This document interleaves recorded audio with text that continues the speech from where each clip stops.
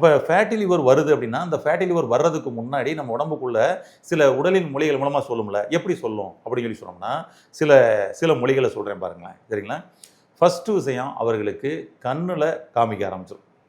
கண் சார்ந்த பிரச்சனைகளை அவங்களுக்கு வந்து கொடுக்கும், சரிங்களா?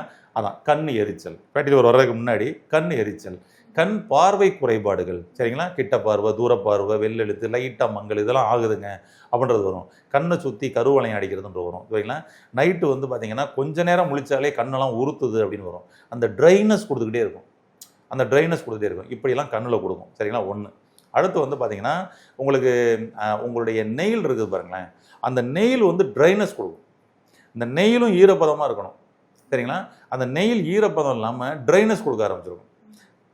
லைனாக வந்திருக்கும்.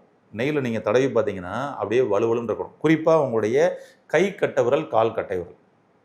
நான் சொன்னோம் இல்லையா, கால் பாதத்தில் உடம்புல உள்ள எல்லா உறுப்புகளுடைய நரம்புகளும் முடியுதுன்னு. இது ஒவ்வொன்றுக்கும் ஒவ்வொரு லொக்கேஷன் இருக்குது, சரிங்களா? ஆமாம், அந்த நரம்புகள் முடிவடையுதுன்னு சொல்லிட்டு அங்கே வந்து பார்த்தீங்கன்னா அந்த உடலின் மொழிகள் மூலமாக சொல்லும். அது இப்போ கால் பாதத்தை பற்றி தெரிஞ்சவங்களுக்கு அந்த அழகாக வந்து பார்த்தீங்கன்னா இது ஃபேட்டி லிவரு, இங்கே வந்து இந்த மாதிரி அடையாளம் தெரியும் சொல்லிக்கலாம். ஆனால் நான் சொல்கிறது உடல்லையே சொல்லும் அப்படின்ற சொல்கிறேன். அதில் குறிப்பாக கால் கட்டை விரலின் நகம், கை கட்டை விரலின் நகம் அப்படி தடவி பார்த்தீங்கன்னா வலுவலுன்னு இருக்கணும். ஆனால் அது வரி வரியாக இருக்குது அப்படின்னு சொல்லி சொன்னோம்னா உள்ளுக்குள்ளே கல்லீரல், லிவரோட எனர்ஜி வந்து பார்த்திங்கன்னா வந்து டிஸ்டர்பன்ஸ் ஏற்பட்டுருக்குது அப்படின்றத காமிக்குது. ஃபேட்டி லிவர் அவர்களுக்கு இருக்குது அப்படின்றதையும் காமிக்குது.